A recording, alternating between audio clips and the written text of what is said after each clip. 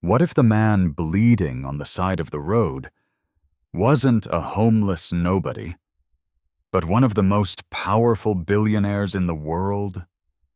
The rain poured down mercilessly that night, washing blood across the cracked pavement as a wrecked car smoldered in silence. People slowed down, stared, and then drove away. Some laughed. Some recorded. "Probably just another drunk," one voice said. No one noticed the expensive watch hidden beneath the dirt. No one cared enough to check if he was still breathing. No one. Except one woman. She stepped out into the storm, her hands shaking, her heart racing, about to make a decision that would change her life forever. Because what no one knew, this was not just an accident, and the man they abandoned would soon become the most dangerous truth they could never escape. Before we begin, tell me, where are you watching from, and what time is it there? Don't forget to subscribe, because this story will leave you speechless. Zayd Al-Nasir was not the kind of man the world truly understood. To the public, he was a legend, a name whispered in financial circles, a shadow behind billion-dollar deals, a man whose decisions could shift entire markets overnight. His tech empire stretched across continents, his influence reaching from New York to Dubai, from London to Silicon Valley. Yet despite his immense wealth, Zayd had always felt something was missing. It wasn't money. It wasn't power. It was truth. He had spent years surrounded by people who smiled too quickly, agreed too easily, and praised him without question. Employees, partners, even acquaintances, they all treated him as something more than human. Not because they respected him, but because they feared losing what he could give them. And Zayd hated that. He often wondered what people were really like when they believed no one important was watching. Were they kind, cruel, indifferent? Or did kindness only exist when it was convenient? That question had followed him for years, until he finally decided to answer it himself. That was why, on that quiet evening in America, Zayd Al-Nasir was driving alone, without security, without luxury, without even revealing his real identity. He wore simple clothes, slightly worn shoes, and carried nothing that would hint at who he truly was. To anyone who saw him, he was just another ordinary man, or perhaps less than that. In the passenger seat sat a small recording device, part of a private project he had been conducting for months. He called it a human behavior observation, a quiet experiment designed to reveal how people treated those they believed had nothing. He had already seen enough to disturb him. Waiters who ignored him, clerks who dismissed him, strangers who avoided eye contact. But he kept going, because somewhere deep inside, Zayd still believed there had to be good people out there. People who helped not because they expected something in return, but because it was simply who they were. And tonight, for reasons even he couldn't fully explain, he had chosen to drive through a small, forgotten town far from the busy highways and glittering cities. A place where no one knew his name. A place where, he hoped, people might still remember what it meant to care. Meanwhile, just a few miles away, another life was unfolding in a completely different world. Hannah Brooks stood behind the counter of a dimly lit roadside diner, wiping down tables as the clock ticked closer to midnight. The neon sign outside flickered faintly, casting uneven light through the windows, while the last few customers finished their meals in silence. Her feet ached, her back burned. But she didn't stop. She couldn't. "Hannah, you can close up after this," her manager called from the back, barely glancing at her. "And don't forget to clean the kitchen. We've got an inspection tomorrow." "Got it?" she replied softly, forcing a tired smile. This was her second job. Her first had ended just hours earlier, cleaning offices across town. Empty spaces filled with people who never knew her name, never noticed her presence. To them, she was invisible, just like most people in her life. But Hannah didn't complain, because waiting for her at home was the one person who made everything worth it. Her son. Lucas Brooks was only 8 years old, but he had already faced more challenges than most adults. Diagnosed with a heart condition at a young age, his life had been a series of hospital visits, medications, and quiet moments of fear that Hannah tried desperately to hide from him. The doctors had told her the truth she couldn't ignore. He would need surgery, expensive surgery, and time was running out. Every extra shift, every late night, every aching step Hannah took. It was all for him. Every dollar she earned went into a small envelope hidden in her drawer at home, labeled simply, "For Lucas." She hadn't told anyone, not her co-workers, not her neighbors, because she knew how the world worked. People pitied you when you struggled, but they rarely helped. Still, despite everything, Hannah held on to something many had already lost. Kindness. Not the kind that expected recognition, not the kind that waited for reward, but the quiet, stubborn kind that refused to disappear, even when life gave her every reason to let it go. As she finished wiping the last table, she glanced at the clock again and let out a small sigh. Another long night, another drive home on empty roads. She grabbed her worn jacket, said a quick goodbye, and stepped out into the cool night air. The parking lot was nearly empty, the silence broken only by the distant hum of passing cars. For a moment she stood there, looking up at the dark sky. Then she got into her old car and started the engine.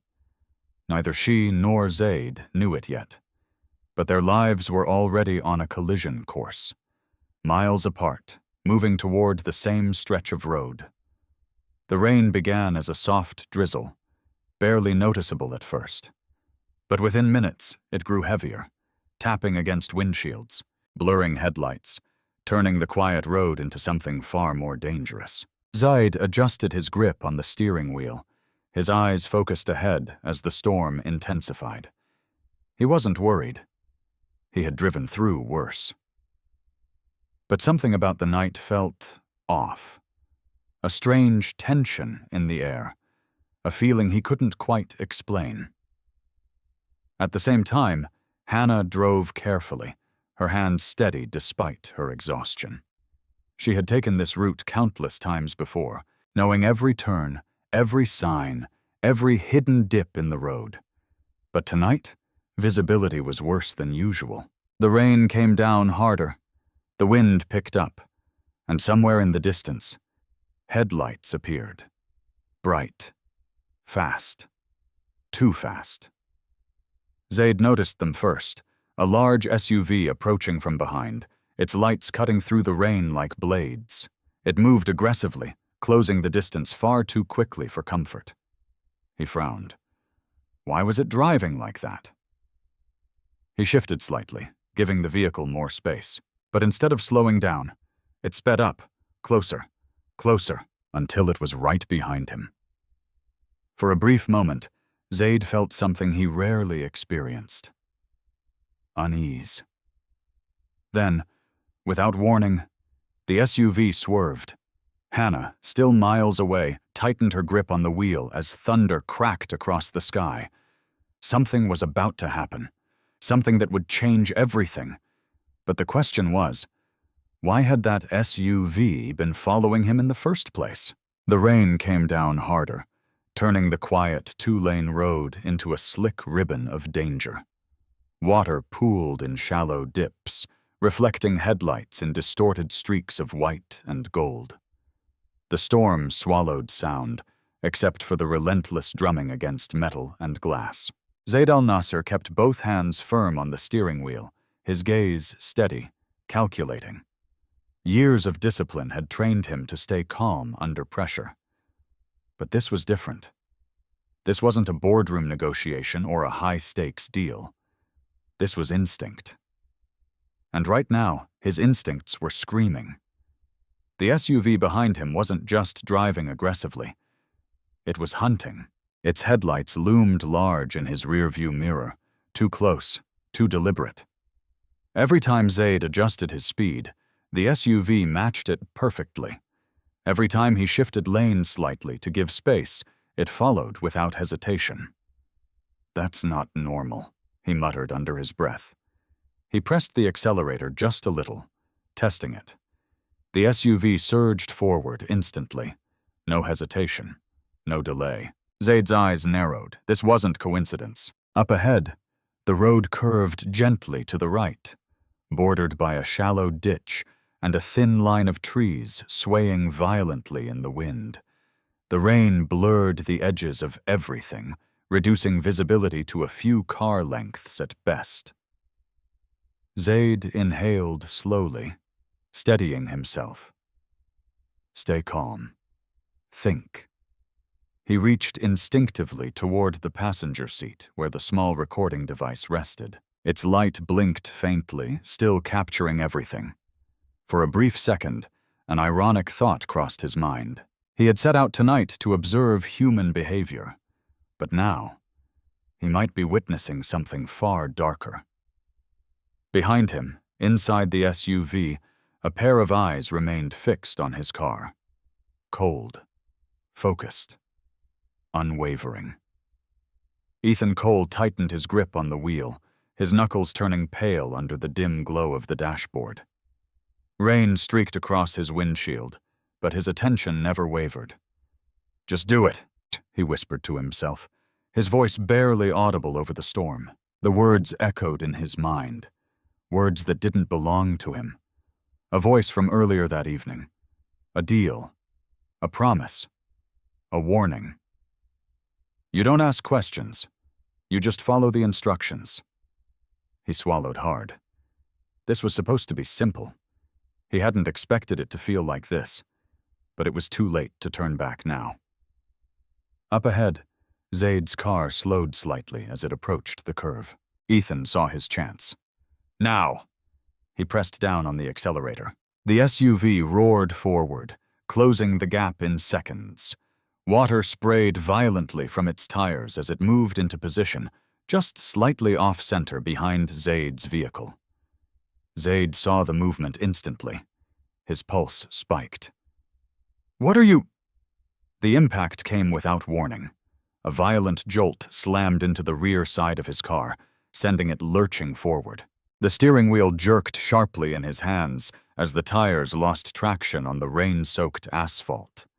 The world tilted, spun. Time seemed to fracture into fragments. Zayd fought to regain control, turning the wheel, correcting, adjusting. But the road was unforgiving. The car fishtailed wildly, skidding across the slick surface. Another hit. Harder this time. The SUV struck again, deliberate, precise. Zayd's breath caught in his throat as the realization hit him with chilling clarity. This wasn't an accident. Someone was trying to take him off the road. The car spun sideways, tires screaming against wet pavement before losing all grip. For a split second, everything went eerily silent, like the calm before impact. Then, the vehicle veered off the road, down the shallow embankment. Metal crunched, glass shattered. The car rolled once, twice, before slamming violently to a stop against a cluster of trees. Silence followed.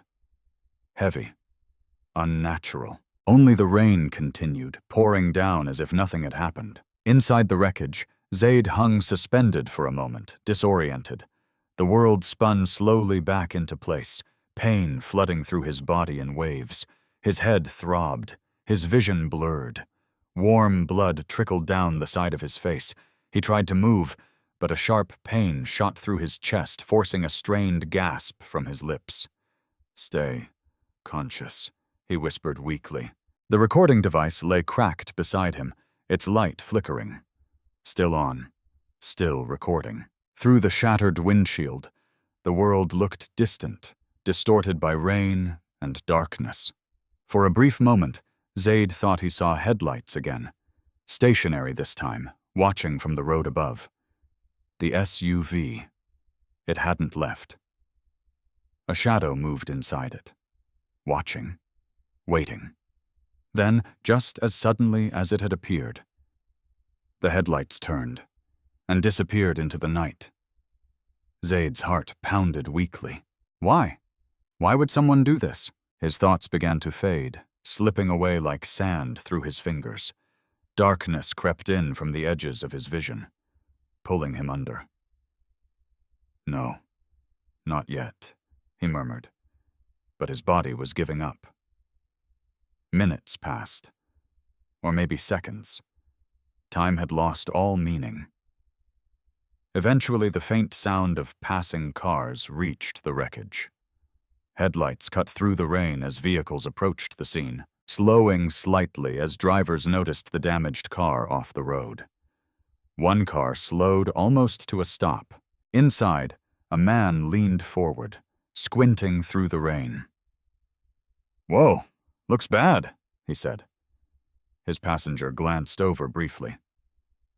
"Probably some drunk who lost control." "Yeah, happens all the time." They drove off. Another car approached. This time, someone pulled out a phone. "Hold on, this is crazy," a young voice said, excitement creeping in. "Get this on video." The camera zoomed in on the wreckage, capturing the twisted metal, the broken glass, the faint outline of a man slumped inside. "Dude, he's not moving." "Think he's dead?" "Nah, probably just passed out. Look at this guy. Total mess." Laughter. Then the car drove away. More vehicles passed. Some slowed. Some stared. None stopped. Rain continued to fall, washing over the scene, mixing with blood, erasing evidence, hiding truth. Inside the wreckage, Zayd's breathing grew weaker, fainter. Each breath a struggle. His hand twitched slightly, as if reaching for something. Anything. Help. But no one came. The world had already decided who he was. A nobody. A problem not worth their time. And so, they left him there. Alone. Forgotten. Dying.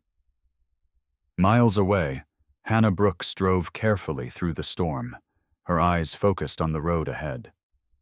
The rain made it difficult to see, but she knew this route well enough to trust her instincts. Still, something felt off. A strange unease settled in her chest.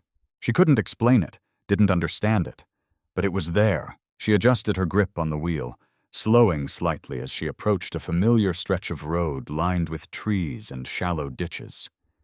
Then, something caught her eye. A flicker.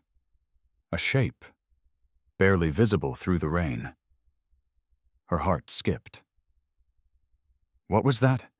She slowed down further, squinting through the windshield as her headlights swept across the roadside. And then she saw it. A wrecked car, half hidden, crushed against the trees, her breath caught in her throat. The road behind her was empty. The storm showed no sign of stopping. And for a brief moment, she hesitated. Because somewhere deep inside, a quiet voice whispered, "Keep driving. It's not your problem." But another voice, stronger, louder, rose to meet it. What if someone is still alive? Her hands tightened on the steering wheel. Her pulse quickened. One decision. That's all it would take. One decision that could change everything. So the question was, would she stop? The rain hammered against Hannah Brooks' windshield, each drop blurring the line between what was real and what could be ignored. Her headlights cut through the darkness, illuminating the wreckage just long enough for doubt to take hold. Her foot hovered over the gas pedal. Keep driving. The words echoed in her mind, quiet but persistent. She had every reason to listen. It was late. The storm was getting worse. She was alone. And somewhere at home, her 8-year-old son was sleeping, waiting for her to come back safely. She couldn't afford to take risks. Not tonight. Not ever. But then she looked again. The crushed car sat at an unnatural angle, its front wrapped around a tree, metal twisted like paper. One of the headlights flickered weakly, casting a dim, uneven glow across the wet ground. And inside, a figure. Still. Unmoving. Hannah's breath caught. What if he's still alive? She whispered. Her hands tightened around the steering wheel, her heart pounding louder with each passing second. She glanced in the rearview mirror. Empty road. No one else was coming. No one else had stopped. That realization hit harder than she expected. They had all seen it, and they had all kept going. For a moment, fear surged through her chest. What if it was dangerous? What if the car caught fire? What if someone else was out there, watching? What if this was a mistake? But then another thought cut through everything else. What if it was Lucas? The image of her son, small, fragile, smiling despite everything, flashed in her mind. What if it were him? Lying there, waiting for someone to help. Her decision was made. Before she could second-guess herself, Hannah slammed her foot on the brake. Her car skidded slightly on the wet road before coming to a stop. She threw it into park, grabbed her phone, and pushed the door open. Cold rain hit her instantly, soaking through her jacket as she ran toward the wreckage. "Hey!" she called out, her voice barely carrying over the storm. "Can you hear me?" No response. Her shoes slipped slightly in the mud as she made her way down the shallow embankment. Each step felt heavier, slower, as the reality of what she might find settled in. When she reached the car, her breath hitched. The damage was worse up close. The windshield was shattered, glass scattered across the dashboard. The driver's side door was bent inward, partially jammed. Steam rose faintly from under the hood, mixing with the rain. And inside, the man, his head slumped to the side, blood streaking down his temple. His clothes were soaked, dirty, unremarkable. Nothing about him suggested anything more than an ordinary person, or perhaps less. Hannah swallowed hard, forcing herself to move closer. "Hey! Hey! Can you hear me?" she said again, louder this time. Still nothing. Her hands trembled as she reached for the door handle. Stuck. She pulled harder. Nothing. "Come on. Come on," she muttered under her breath, panic creeping in. She stepped back, looking around desperately, then grabbed a loose piece of metal from the ground. With all the strength she could muster, she slammed it against the window. Once, twice, 3 times. The glass cracked further before finally giving way, shattering inward. Hannah winced, but didn't stop. She reached inside, carefully unlocking the door from the inside before forcing it open with a strained grunt. Okay, I've got you," she whispered, more to herself than to him. She leaned in, her fingers searching for a pulse. There. Faint. But there. Relief flooded through her. He's alive. She quickly pulled out her phone, dialing emergency services. The line rang once, twice, then cut. No, she said, trying again. Signal weak. Storm interference. The call wouldn't go through. Panic tightened in her chest. She looked back at the man, his breathing shallow, uneven. He didn't have time. "I can't just leave you here," she said, her voice shaking. But how was she supposed to move him? He was heavier than she expected, his body limp and unresponsive. The angle of the car made it even harder, trapping him awkwardly between the seat and the crushed frame. Hannah hesitated. One wrong move could make things worse, but doing nothing would be worse than that. "I'm sorry. I'm so sorry," she murmured, as she carefully reached under his arm. "Please don't die." She pulled, slowly, straining. Her muscles screamed in protest as she tried to lift him free. Rain poured down, making everything slippery, harder to grip. "Come on, just a little more." With one final effort, she managed to drag him out of the car, both of them collapsing onto the wet ground. For a moment, she just knelt there, gasping for breath, her hands shaking uncontrollably. Then she forced herself to focus. "Stay with me," she said, gently patting his cheek. "Hey, stay with me." His eyelids fluttered slightly, a faint, almost imperceptible movement. Hannah leaned closer. "That's it. Don't go to sleep, okay? You're okay. I've got you." In the distance, headlights appeared. Another car. Relief flickered in her chest. She stood up quickly, waving her arms. "Hey, over here! I need help!" The car slowed slightly as it approached, its headlights illuminating the scene. For a brief moment, hope surged. Then the window rolled down just enough for a voice to call out. "What happened?" "He's hurt!" Hannah shouted back. "Please, I need help getting him to a hospital." There was a pause. A glance. A moment of hesitation. Then, "Looks bad. You should call an ambulance." "I tried. It's not going through." Another pause. Then a shrug. "Sorry, I don't want to get involved." The window rolled up, and the car drove away. Hannah stood there, stunned. "So that's it?" she whispered, disbelief creeping into her voice. "You just leave?" Anger flared in her chest, mixing with something deeper, something painful. But she didn't have time to dwell on it. She turned back to the man, to the stranger whose life now rested entirely in her hands. Okay, we're not waiting anymore," she said firmly. She ran back to her car, pulling it as close as she could to the edge of the road.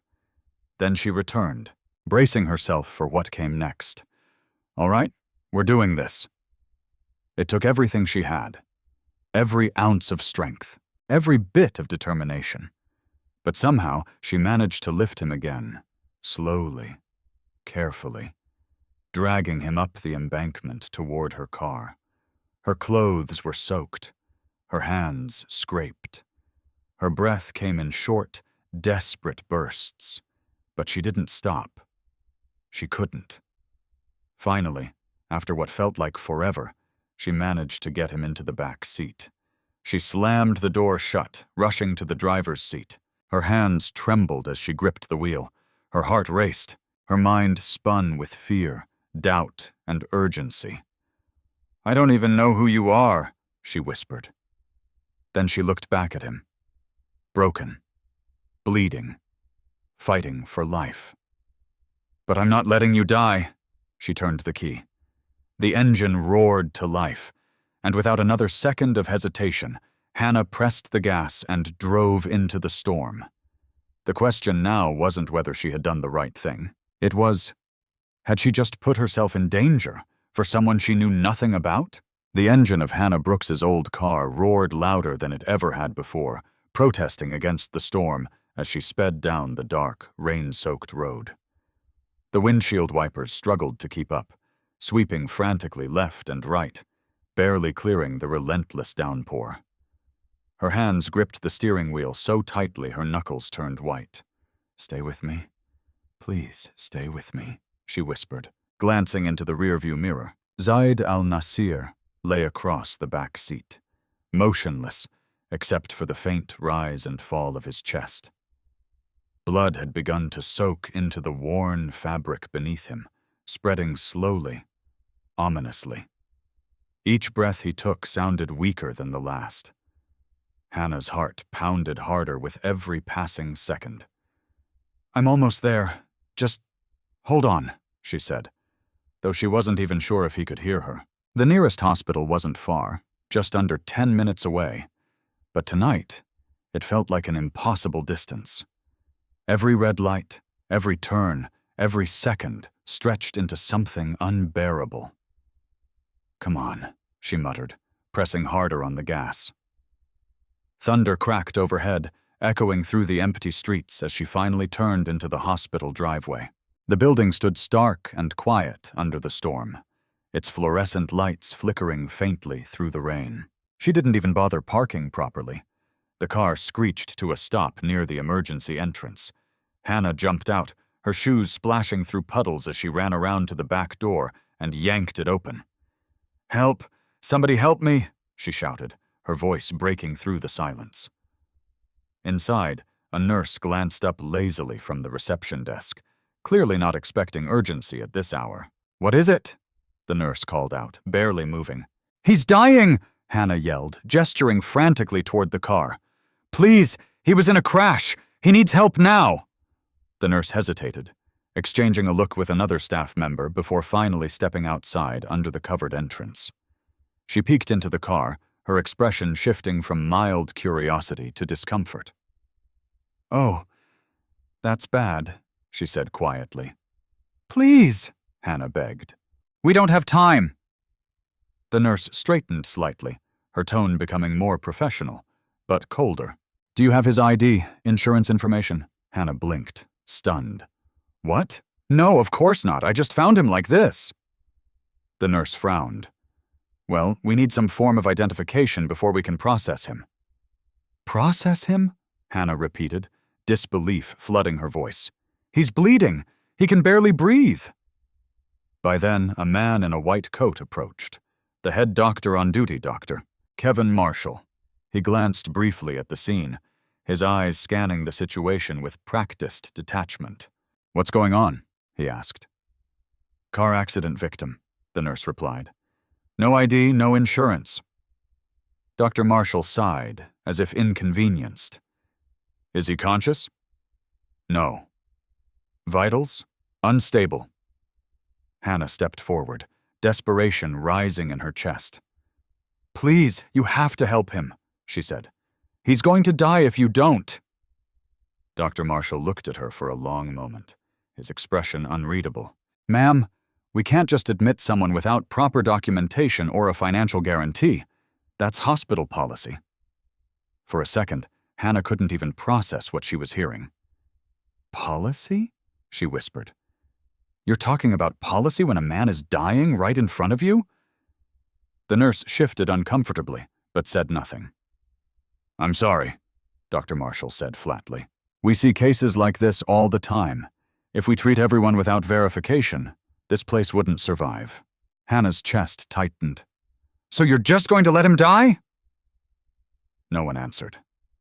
The silence was worse than anything. Behind her, Zayd let out a faint, strained breath. Barely audible, but enough. That sound snapped something inside her. "No," Hannah said suddenly, her voice trembling but firm. "No, you're not doing this." She reached into her jacket pocket, her fingers fumbling as she pulled out her wallet. It was worn, edges frayed, barely holding together. She opened it, staring at the contents for a brief moment. A few bills, a small stack of carefully folded cash, everything she had saved, every extra shift, every sacrifice. For Lucas. Her hands shook as she looked back at Dr. Marshall. "This is all I have," she said, holding it out. "Take it. Use it as a deposit. Just, please save him." The doctor's eyes flicked down to the money, then back to her face. "That might not be enough," he said. "It's everything," she replied, her voice cracking. "I'll figure out the rest later. Just don't let him die." For a moment, the tension hung heavy in the air. Then, finally, Dr. Marshall exhaled. "Fine," he said. "We'll stabilize him." Relief flooded through Hannah so suddenly it almost made her collapse. "Thank you," she whispered. The nurse quickly signaled for a gurney, and within seconds, a small team rushed out to transfer Zayd from the car. As they worked, Hannah stepped back, watching anxiously as they wheeled him inside. "Wait!" she called out, following them. "Is he going to be okay?" No one answered. The doors to the emergency room swung shut behind them, leaving her standing alone in the hallway. Dripping wet, exhausted, terrified. Minutes passed. Then more. Hannah sat in a hard plastic chair, her hands clasped tightly together, her mind racing. What had she just done? That money. It was supposed to save Lucas. It was supposed to give him a chance. Tears welled up in her eyes as the reality hit her. "I didn't even think," she whispered. But deep down she knew the truth. She had thought. She had just chosen not to walk away. Hours seemed to pass as she waited, each second stretching painfully. Finally, the doors opened. Dr. Marshall stepped out, pulling off his gloves. Hannah jumped to her feet. "Well?" she asked quickly. "Is he okay?" The doctor paused for a moment. "He's alive," he said. "For now." Relief washed over her again, but it was short-lived. "He's in critical condition," Dr. Marshall continued. "Severe internal injuries, head trauma. It's going to take a lot more than what you gave us to keep him alive." Hannah swallowed hard. "I'll find a way," she said quietly. The doctor studied her for a moment, then shook his head slightly. "You don't even know who he is," he said. "Why go this far?" Hannah hesitated. Then she answered simply, "Because no one else would." Dr. Marshall didn't respond. He just turned and walked away. Hannah stood there, alone again. But this time, something felt different. Somewhere deep inside that hospital. Machines beeped steadily. Doctors moved quickly. And a man who had been left to die on the side of the road was still fighting. The question was, who was he really? And what would happen when the truth finally came out? The emergency room lights cast a cold, sterile glow over everything, making time feel suspended, like the world outside had ceased to exist. Inside, machines hummed, monitors beeped steadily, and the faint smell of antiseptic filled the air. Zayd Al-Nasir lay unconscious on the operating table, his body connected to wires and tubes that kept him tethered to life. Doctors moved quickly around him, focused, efficient. But something about the situation had begun to shift. It started small, almost unnoticeable, a detail that didn't quite fit. "His vitals are stabilizing." "Slightly," one of the nurses said, adjusting the monitor. Dr. Kevin Marshall nodded, his expression still controlled, but his eyes sharper now. "Blood pressure? Low, but responding. Keep him under observation." The procedure had gone better than expected, considering the extent of his injuries. It wasn't a miracle, but it was close enough to make them pause. Because patients like this didn't usually make it this far. As the team worked, another nurse, Tracy Collins, began gathering the man's belongings from a small tray nearby. Standard protocol. Document everything. Bag everything. But as she picked up his jacket, something slipped out and hit the metal surface with a soft clink. She frowned. "What's this?" It was a watch. At first glance, it looked simple. Dirty, scratched, barely noticeable. But when she wiped it clean with a cloth, her expression changed. "This can't be right." Dr. Marshall glanced over. "What is it?" She held it up. Even under the harsh hospital lights, the craftsmanship was unmistakable. The weight, the design, the subtle engraving on the back. "This is a Patek Philippe," she said slowly. Dr. Marshall raised an eyebrow. And this model costs more than this entire department's yearly budget." Silence. The room stilled for a fraction of a second. "That doesn't make sense," one of the nurses murmured. "Look at him. His clothes—" "Exactly," Tracy replied. "Why would someone dressed like that be wearing something like this?" Dr. Marshall stepped closer, taking the watch into his hand.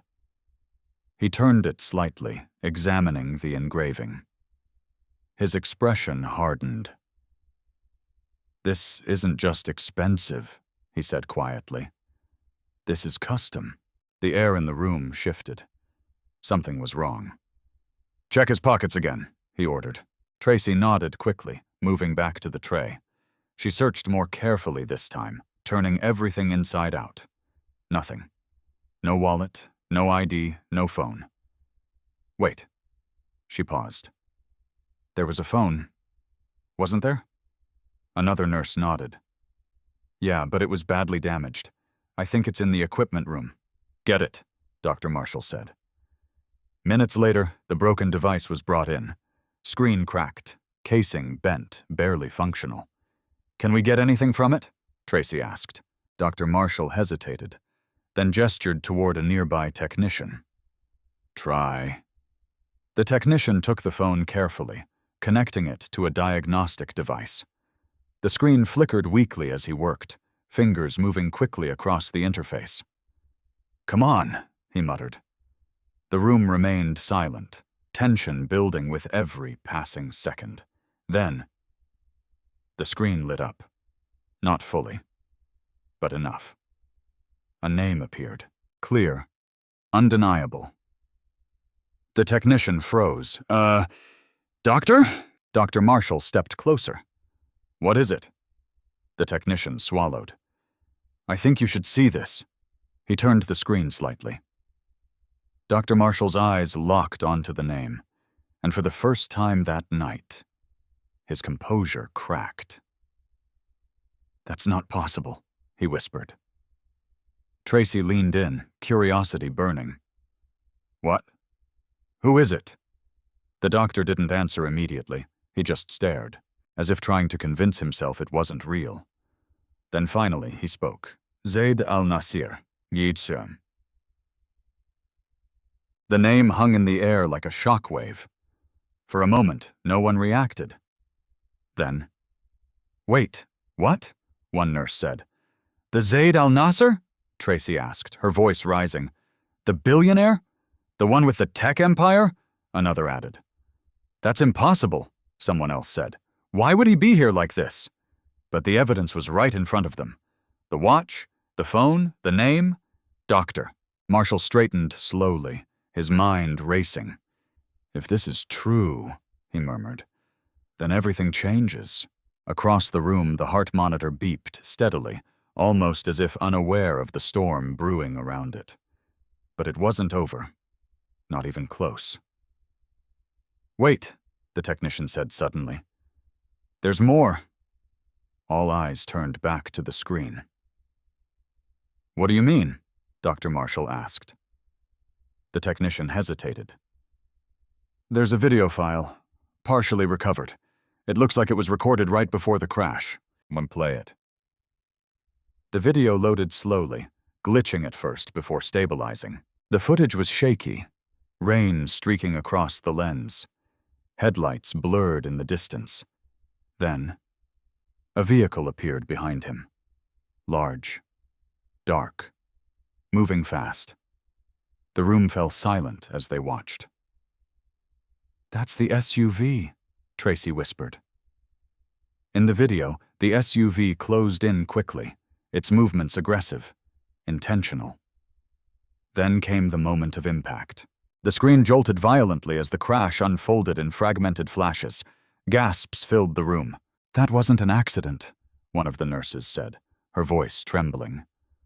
"No," Dr. Marshall replied quietly. "It wasn't." The video continued for a few more seconds, capturing a final glimpse. The SUV stopping briefly on the road above. A shadow inside. Watching. Then driving away. The footage ended. Silence. Heavy. Unsettling. "This is Attempted murder, Tracy said slowly. Doctor. Marshall nodded, his face pale. Call the authorities, he said. Now. As the nurse rushed to comply, his gaze shifted back to the man on the table.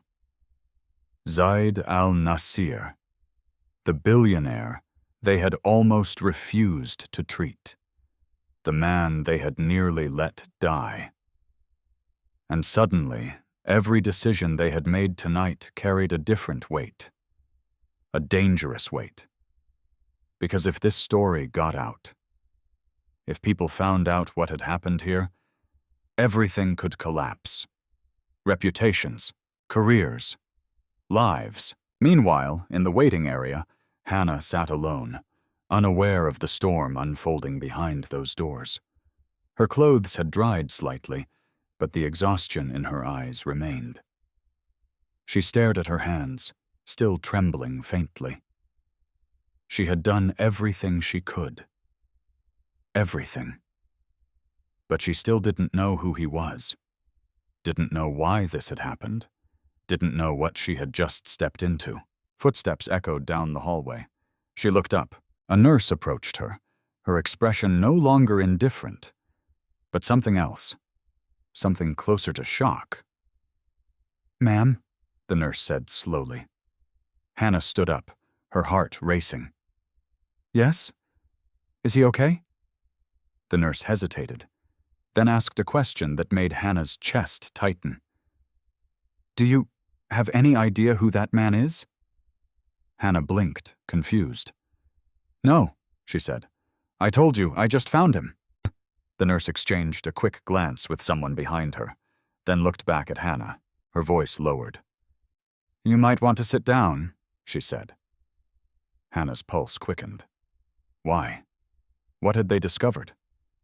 And more importantly, what kind of man had she just risked everything to save? Hannah Brooks stared at the nurse, her heartbeat thudding loudly in her ears.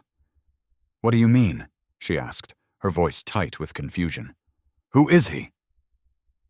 The nurse hesitated, clearly unsure how much to say. Before she could answer, a sudden commotion echoed from the far end of the hallway. Footsteps. Fast, urgent. Voices followed, sharp, authoritative, completely out of place in the quiet hospital. Where is he? A man demanded. This way, sir. Right through here, another voice responded quickly. Hannah turned instinctively, her eyes widening as a group of sharply dressed individuals entered the corridor. Their presence was overwhelming.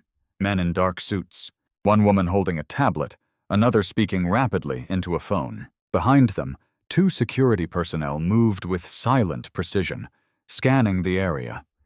The atmosphere changed instantly. The same hospital that had seemed indifferent just minutes ago now felt alert, almost nervous. Dr. Kevin Marshall appeared from behind the emergency doors, his posture stiff as he approached the group. I assume you're here about the patient, he said carefully.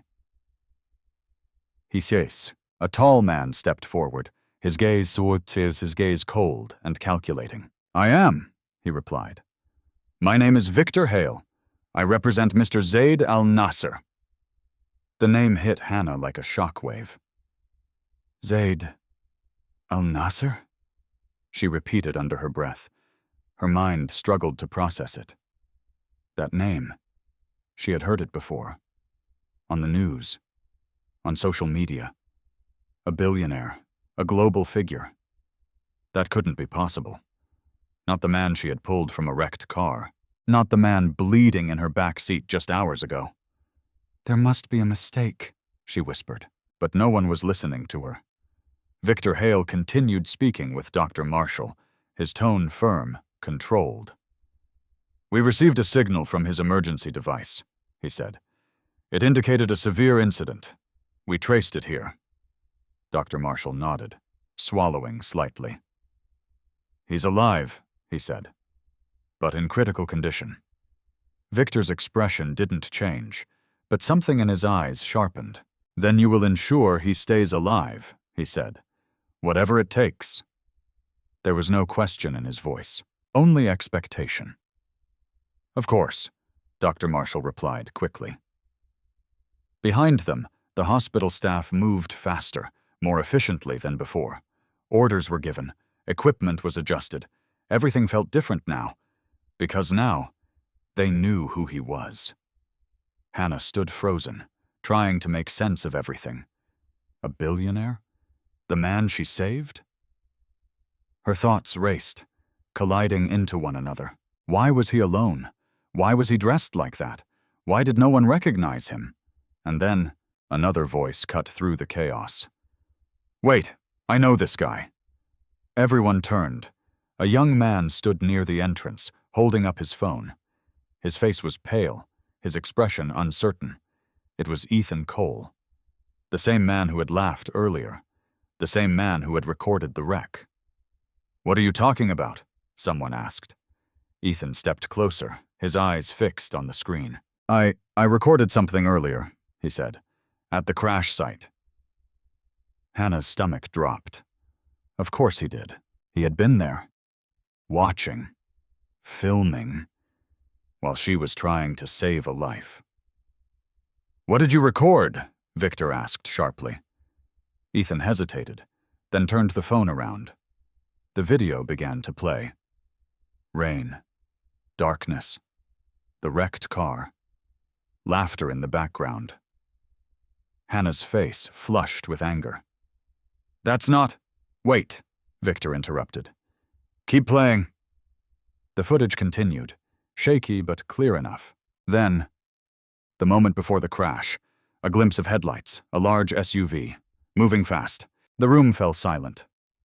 Victor stepped closer, his eyes narrowing. "Pause it," he said. Ethan obeyed, his fingers trembling slightly. The frame froze. The SUV, partially visible. But enough. Victor leaned in, studying the image carefully. "That vehicle," he murmured. Dr. Marshall glanced over. "What about it?" Victor didn't answer immediately. Instead, he turned slowly to Ethan. "Where exactly were you when you recorded this?" Ethan swallowed. "Just passing by," he said. "I saw the crash and stopped for a second." "For a second," Victor repeated, his tone unreadable. Something about the way he said it made the room feel colder, more tense. "You just happened to be there," he continued. "Yes." "And you just happened to record the exact moment of impact?" Ethan hesitated. "I mean, yeah, I guess." Victor studied him closely. Too closely. Hannah felt a strange unease creep into her chest. Something wasn't right. Not just about the situation. About him. "Do you have any other footage?" Victor asked. Ethan shook his head quickly. "No, that's it." Victor didn't look convinced. "Hand me the phone." "What? Why?" "Now!" Reluctantly, Ethan passed it over. Victor handed it to one of his associates, who began analyzing it immediately. Seconds passed. Then, "Sir," the associate said quietly. Victor looked up. "There's more footage," the man continued. "Deleted files. We're recovering them now." Ethan's face went pale. "What?" he said quickly. "No, I didn't." "Relax," Victor said calmly. "If you have nothing to hide, there's nothing to worry about." But his eyes said otherwise. The room seemed to shrink around Ethan as the tension grew. Hannah watched, her heart pounding. Why was he so nervous? Why did it feel like everything was about to change? Then the associate spoke again. "It's recovered." All eyes turned to the screen. The new footage began to play. This time the angle was different. Closer. Clearer. The SUV filled the frame. Its movement aggressive. Intentional. Then, the impact. But that wasn't what shocked everyone. It was what came after. The camera shifted slightly. Just enough. To capture the driver. A face. Illuminated briefly by lightning. The room froze. Every breath, every movement, stopped. Victor's voice cut through the silence. "Zoom in!" The image sharpened. The face became clearer, and in that moment, everything changed. Ethan staggered back slightly. "No," he whispered. Hannah's eyes widened. Her chest tightened, because she recognized him too. It was him, Ethan Cole, the man standing right there, the man who had laughed, the man who had filmed everything. He wasn't just a witness. He was the driver. "You," Hannah said, her voice barely audible. Ethan shook his head frantically. "No, that's not, this isn't." "Security," Victor said calmly. Two men stepped forward instantly. Ethan tried to move, but it was too late. They grabbed him, holding him firmly in place. "You're making a mistake," he shouted. "I didn't mean to—" The words slipped out before he could stop them. Silence.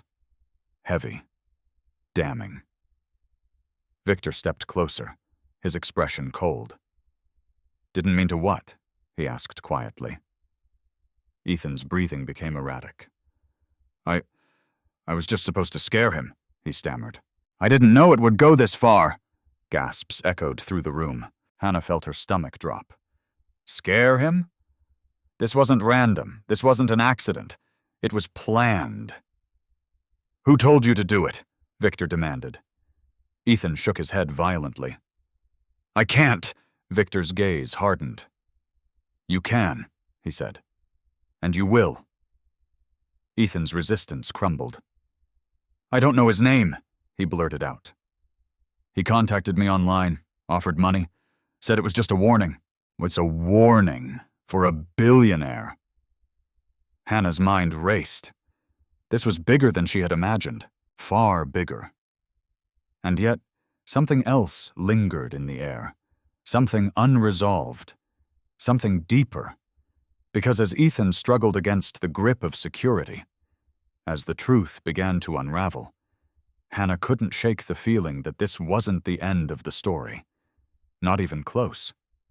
Because if he had been hired, then someone else was still out there, watching, waiting. And the question now was, who would they come for next? The hospital no longer felt like the same place. What had once been quiet, indifferent, almost careless, had transformed into something tense, controlled, and heavily guarded. Security officers stood at every entrance. Conversations were hushed. Every movement seemed deliberate, cautious, and at the center of it all, Zayd Al-Nasir, still unconscious, still fighting. Hannah Brooks sat in the waiting area, her hands clasped tightly together, her mind overwhelmed with everything she had just witnessed. The revelation about Ethan still echoed in her head like a distant explosion that hadn't fully settled. He had done it. He had caused the crash, not by accident, not by mistake, but because someone told him to. And yet, there was something in his voice when he spoke. Fear, regret, confusion. It didn't excuse what he had done, but it made it harder to understand. "Ma'am?" Hannah looked up. One of the suited men stood in front of her now, the same man who had taken control of everything when he arrived. Victor Hale.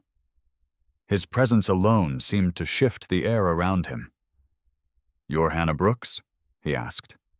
She hesitated, then nodded slowly. "Yes."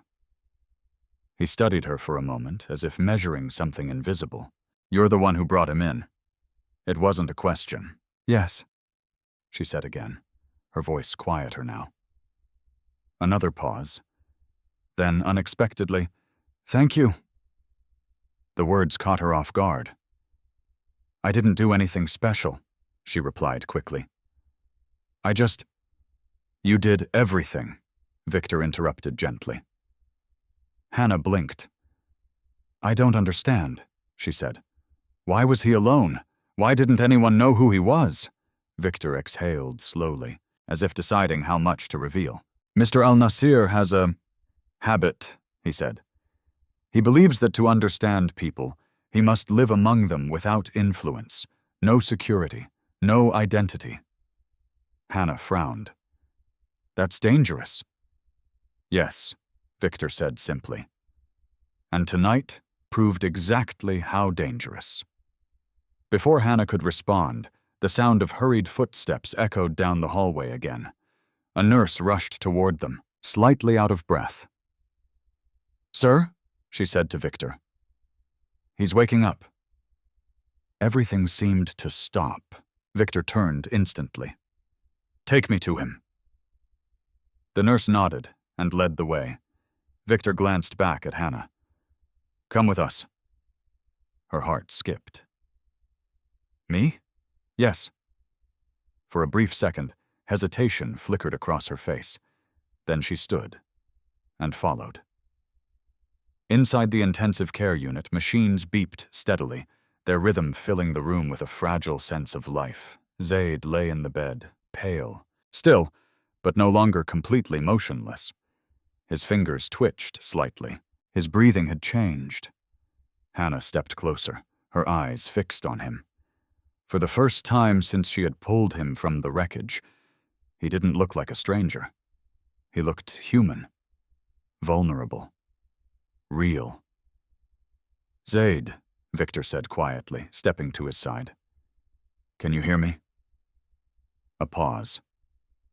Then, Zayd's eyelids fluttered, slow, heavy, as if lifting them required more strength than his body could give. But eventually they opened, barely, his gaze unfocused at first, drifting across the room without recognition. The lights seemed too bright, the sounds too distant. Easy, Victor said. You're safe. Zayd blinked slowly, his vision beginning to clear. Fragments of memory surfaced. Rain, headlights, impact, pain. His brow furrowed slightly, then his eyes shifted and landed on her. Hannah, standing quietly near the foot of the bed, watching him. For a moment, everything else faded. The machines, the people, the noise, all of it, because in that instant, something clicked, a memory, a feeling, a voice. You, he whispered, his voice barely audible. Hannah's breath caught. Hi, she said softly. You're okay. You're in the hospital. Zayd studied her face, his expression weak but focused.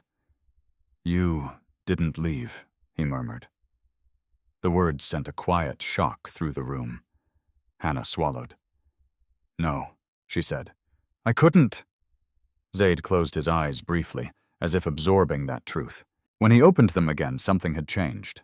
Not physically, but emotionally, as if the world he thought he understood had just shifted. Victor stepped forward slightly.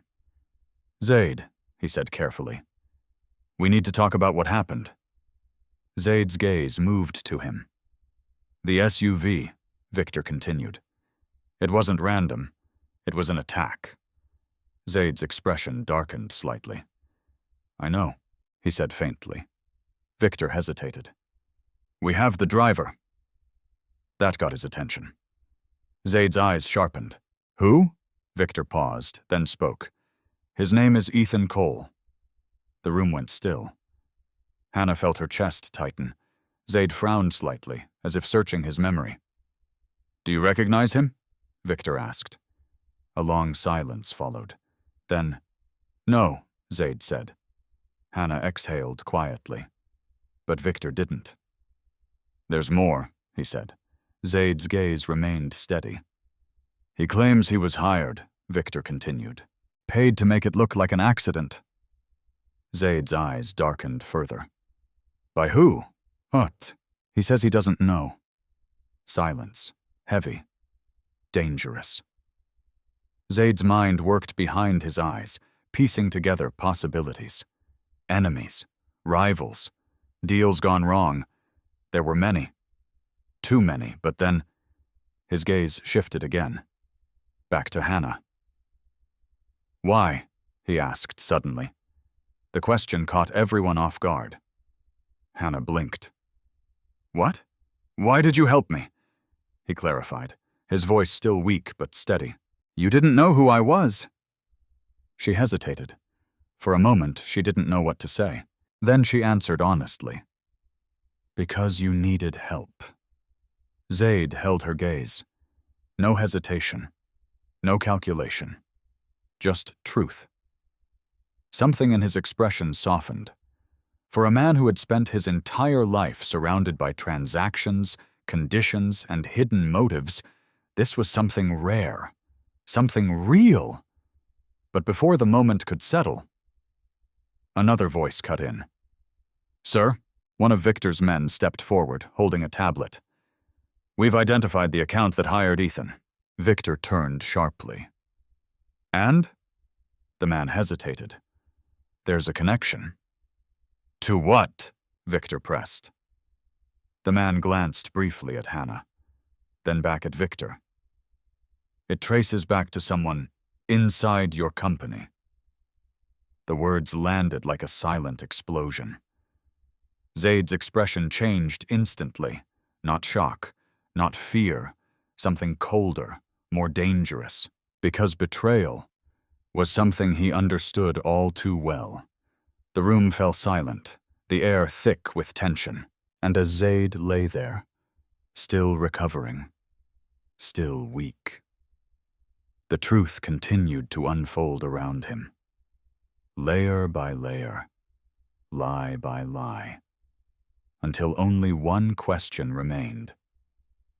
Who, within his own empire, wanted him dead?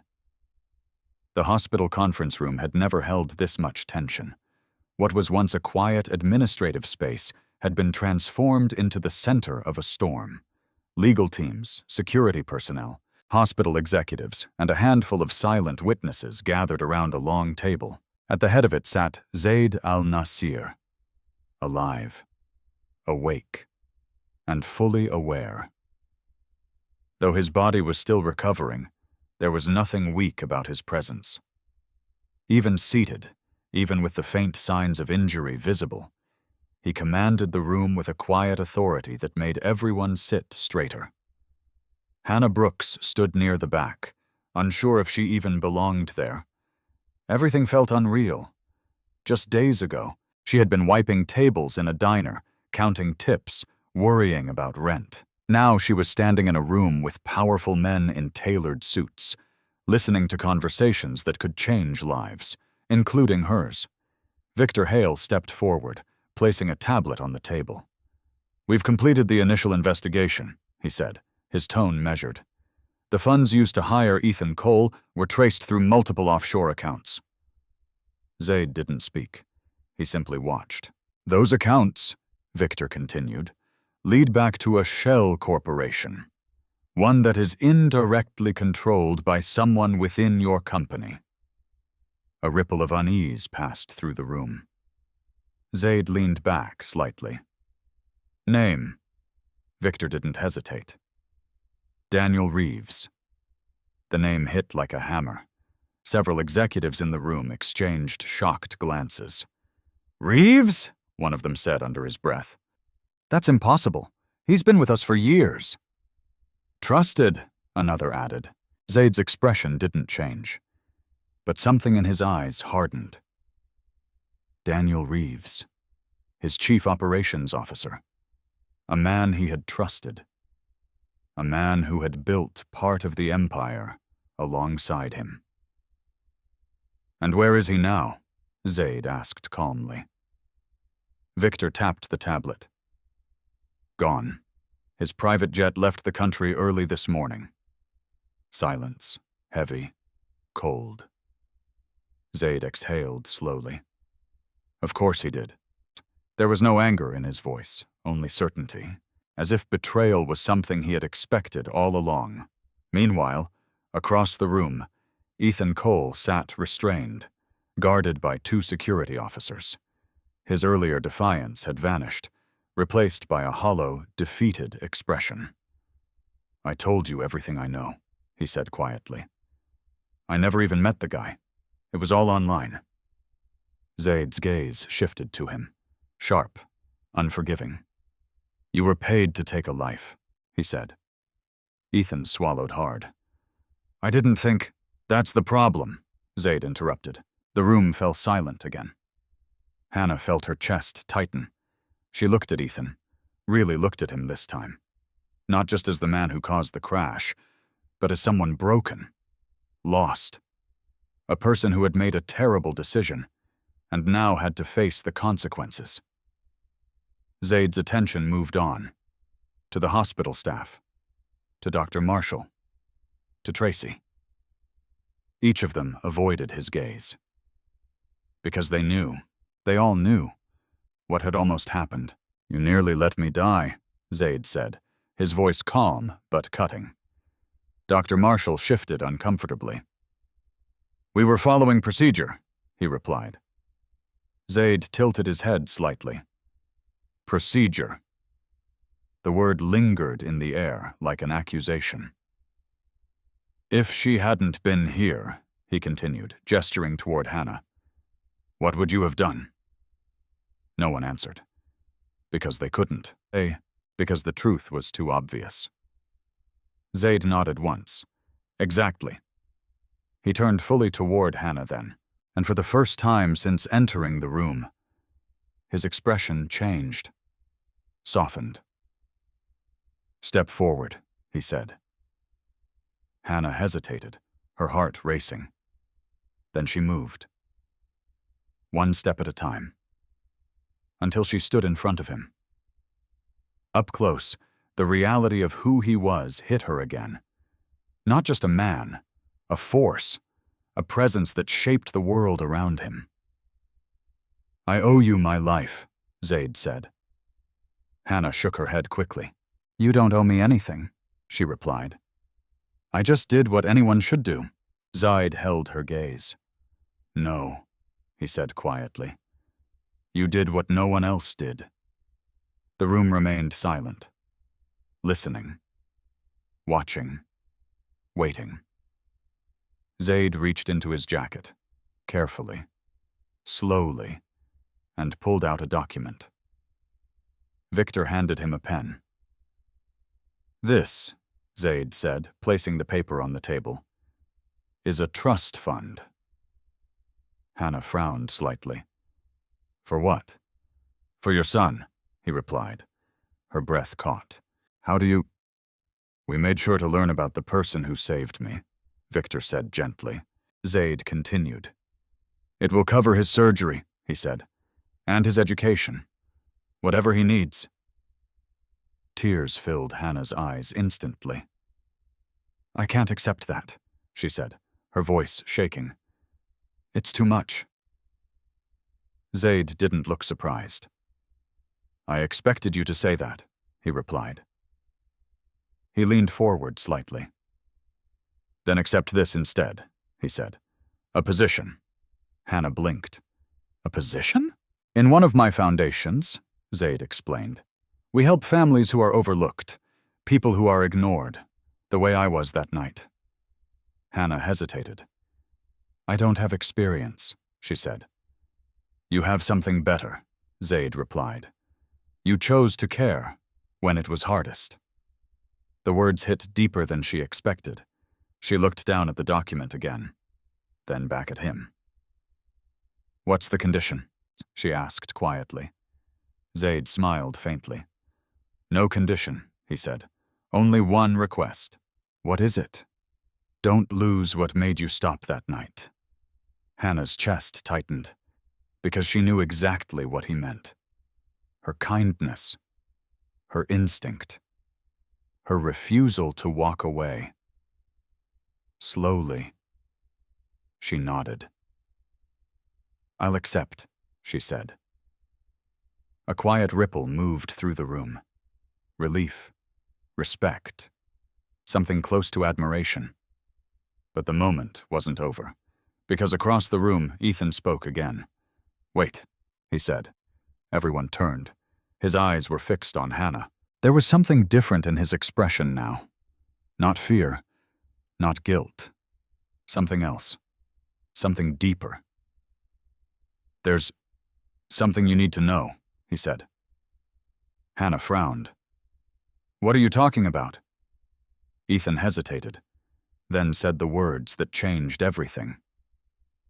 I think I know you. The room went still. Hannah's heart skipped. What? Ethan swallowed hard. I grew up in foster care, he said. I had a sister, but we got separated. Hannah felt a strange chill run through her. I don't understand.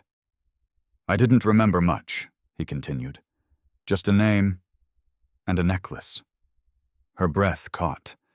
Instinctively, her hand moved to her neck, to the small, worn pendant she had carried her entire life. Ethan's eyes locked onto it, and in that moment, everything clicked. That's it, he whispered. Hannah's world tilted. No, she said, shaking her head. But deep down, she already knew. The truth. The impossible, devastating truth. The man who had nearly killed Zayd. The man who had destroyed everything. Wasn't just a stranger. He was her brother. The room fell into stunned silence, and the question now was, what happens when kindness collides with a past that refuses to stay buried? The silence in the room felt suffocating. No one moved. No one spoke. All eyes were locked on Hannah Brooks and Ethan Cole, two people standing on opposite sides of a truth neither of them had been prepared to face. Hannah's hand trembled slightly as she held on to the small pendant at her neck. It suddenly felt heavier, as if it carried the weight of an entire past she had buried long ago. No, she whispered again, shaking her head. That's not possible. But her voice lacked conviction, because deep down, something inside her had already begun to accept it. Ethan took a step forward before the guards tightened their grip on him. Please, he said, his voice breaking. Just listen to me. Hannah didn't respond. She couldn't. Her mind was racing. Memories she hadn't thought about in years, suddenly rising to the surface. The orphanage, the confusion, the day everything fell apart. A brother. A name she had forgotten. Or maybe a name she had tried to forget. I didn't know it was you, Ethan continued, desperation flooding his words. I swear I didn't know. Didn't. Hannah looked up at him then, her eyes filled with conflict. You didn't know? She repeated. You didn't know you were almost responsible for killing someone? Ethan flinched. I didn't mean for it to go that far, he said. They told me it was just a warning. I needed the money. I wasn't thinking straight. That's your excuse? Hannah's voice rose, pain breaking through. You needed money, so you risked someone's life? I made a mistake, he shouted, his composure finally cracking. A terrible one, but I didn't know it would lead me back to you. The room remained frozen, caught between confrontation and something far more fragile. Zayd watched quietly from his seat. He didn't interrupt. He didn't interfere. Because this moment didn't belong to him. It belonged to them. Hannah's chest rose and fell unevenly as she struggled to process everything. I spent my whole life trying to survive, she said slowly, trying to do the right thing, even when it hurt. Her voice softened. And you chose this? Ethan's eyes filled with tears. I didn't have what you had, he said. I didn't have your strength. Hannah shook her head. That's not true, she replied. You just made a different choice. The words hung in the air. Simple, but undeniable. Ethan lowered his head, unable to respond. For a moment it seemed like everything would collapse under the weight of what had been revealed. But then, Hannah took a slow step forward. The guards tensed, unsure of what she might do. But she stopped just a few feet away from Ethan, close enough to see him clearly, close enough to recognize something familiar in his face, a reflection of a past she could no longer deny. "You're my brother," she said quietly. Ethan's breath caught. "I think so," he replied. Another silence, but this one felt different, less tense, more human. Hannah closed her eyes briefly, as if making a decision. When she opened them again, there was still pain, still anger, but something else had joined it, something stronger. "I can't pretend this didn't happen," she said, "and I can't just forgive you like nothing changed." Ethan nodded, his voice barely a whisper. "I know." "But," she continued, her voice steady now, "I also can't ignore the fact that you're the only family I have left." The words hit him harder than anything else. Tears slipped down his face. "I don't deserve that," he said. "No," Hannah replied honestly. "You don't." A pause. Then, but that doesn't mean you can't earn something better." The room shifted. Zayd's gaze sharpened slightly. Ethan looked up, confusion mixing with hope. "What are you saying?" "I'm saying," Hannah took a breath, "I'm not going to let your worst decision define everything about you." Ethan's shoulders shook. "I don't know how to fix this," he admitted. "You don't," Hannah said. "Not all at once." She glanced briefly at Zayd, then back at Ethan. "But you start by facing what you did."